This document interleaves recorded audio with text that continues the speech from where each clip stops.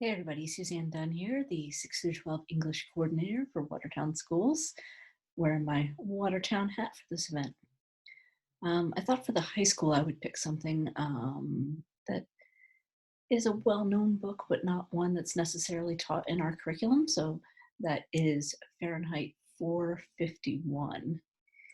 Um, an interesting read these days in these times, these kind of dystopian books that were written back then that are being brought back to prominence now and being made into movies and TV shows because people can relate to them even now, even though um, they weren't meant to be. They were meant to be of their own time. So I'm going to share my Kindle screen with you and we can read along together. The first chapter you can see is called The Hearth and the Salamander.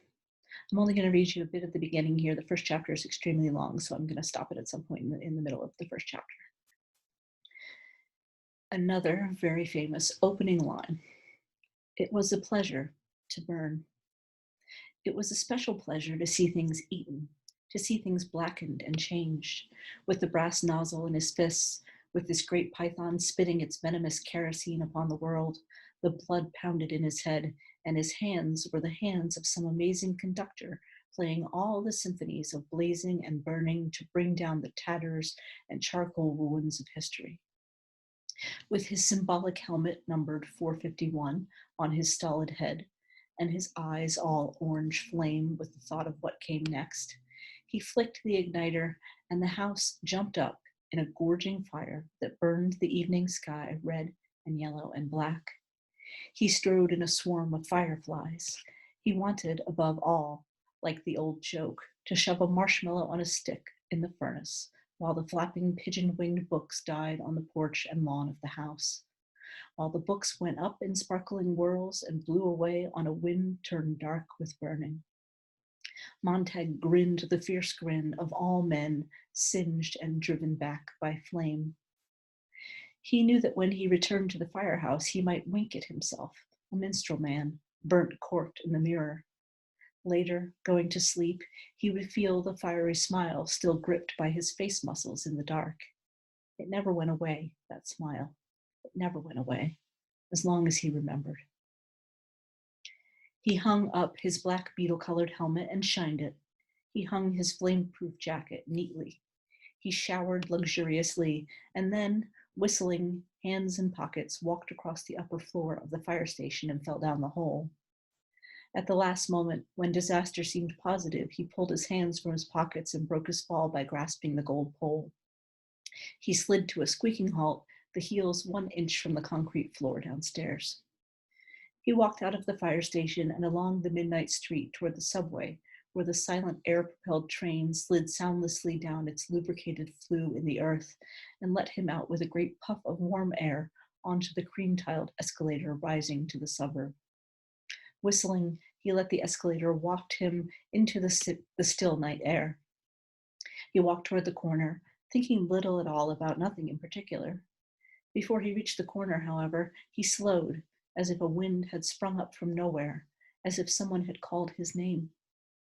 The last few nights, he had had the most uncertain feelings about the sidewalk just around the corner here, moving in the starlight toward his house. He had felt that a moment prior to his making the turn. Someone had been there.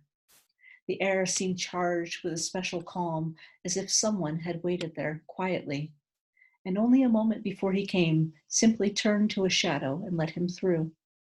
Perhaps his nose detected a faint perfume. Perhaps the skin on the backs of his hands, on his face, felt the temperature rise at this one spot where a person standing might raise the immediate atmosphere 10 degrees for an instant. There was no understanding it. Each time he made the turn, he saw only the white, unused, buckling sidewalk, with perhaps, on one night, something vanishing swiftly across a lawn before he could focus his eyes or speak. But now, tonight, he slowed almost to a stop. His inner mind, reaching out to turn the corner for him, had heard the faintest whisper. Breathing? Or was the atmosphere compressed merely by someone standing very quietly there, waiting? He turned the corner. The autumn leaves blew over the moonlit pavement in such a way as to make the girl who was moving there seem fixed to a sliding walk, letting the motion of the wind and the leaves carry her forward. Her head was half bent to watch her shoes stir the circling leaves. Her face was slender and milk white, and in it was a kind of gentle hunger that touched over everything with tireless curiosity. It was a look almost of pale surprise. The dark eyes were so fixed to the world that no move escaped them. Her dress was white, and it whispered. He almost thought he heard the motion of her hands as she walked, and the infinitely small sound now. The white stir of her face turning when she discovered she was a moment away from a man who stood in the middle of the pavement waiting.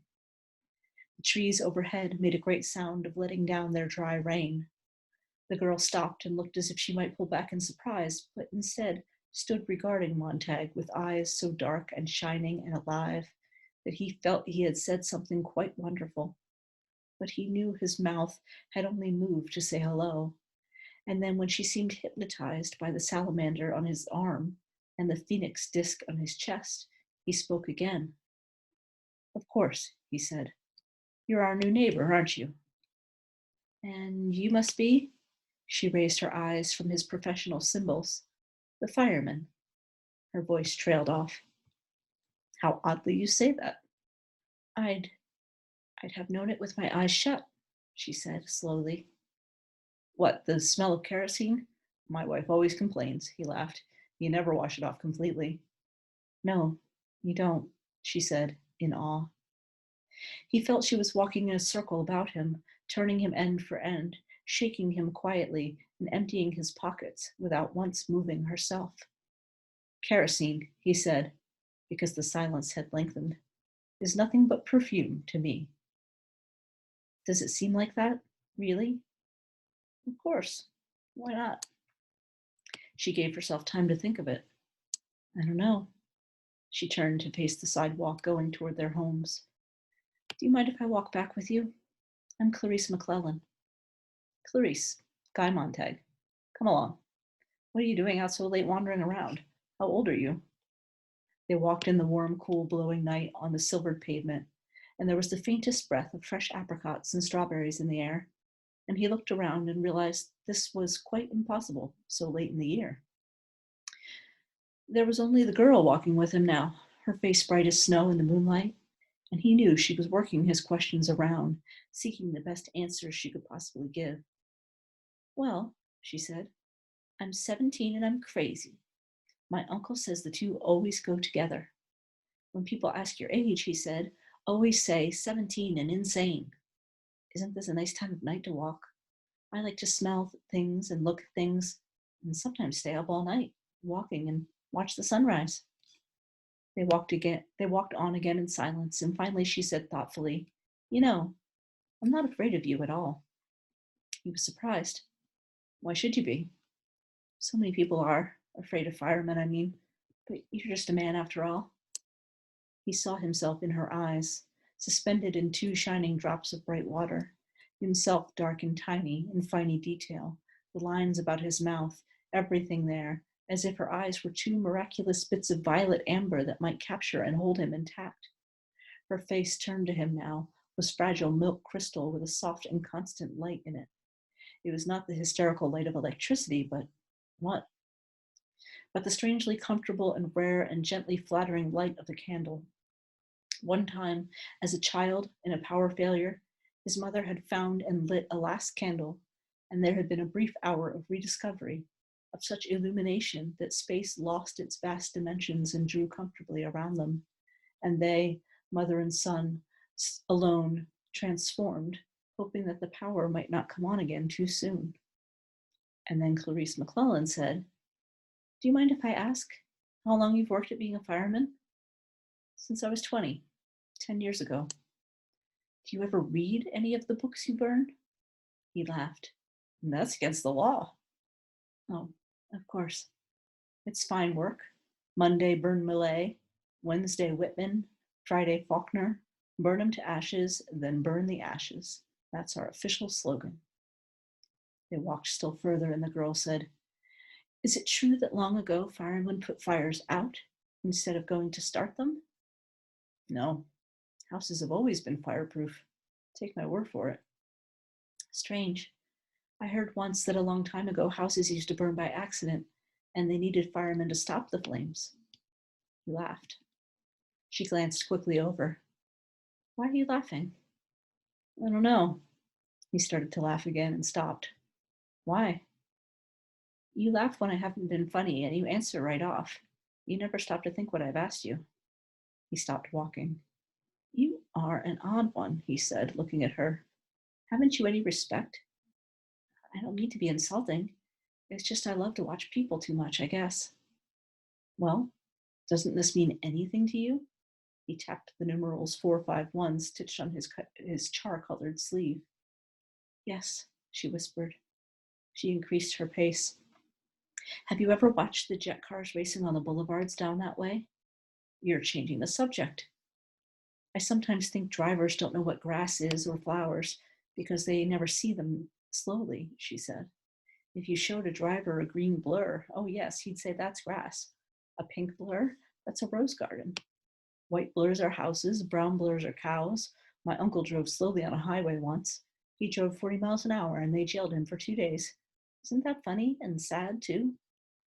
You think too many things, said Montag uneasily. I rarely watch the parlor walls or go to races or fun parks, so I have lots of time for crazy thoughts, I guess. Have you seen the 200-foot-long billboards in the country beyond town? Did you know that once billboards were only 20 feet long? But cars started rushing by so quickly they had to stretch the advertising out so it would last. I didn't know that, Montag laughed abruptly. But I know something else you don't. There's dew on the grass in the morning. He suddenly couldn't remember if he had known this or not, and it made him quite irritable. And if you look, she nodded at the sky, there's a man in the moon. He hadn't looked for a long time. They walked the rest of the way in silence, hers thoughtful, his a kind of clenching and uncomfortable silence in which he shot her accusing glances. When they reached her house, all its lights were blazing. What's going on? Montag had rarely seen that many house lights. Oh, just my mother and father and uncle sitting around talking. It's like being a pedestrian, only rarer. My uncle was arrested another time. Did I tell you? For being a pedestrian? Oh, we're most peculiar. But what do you talk about? She laughed at this. Good night.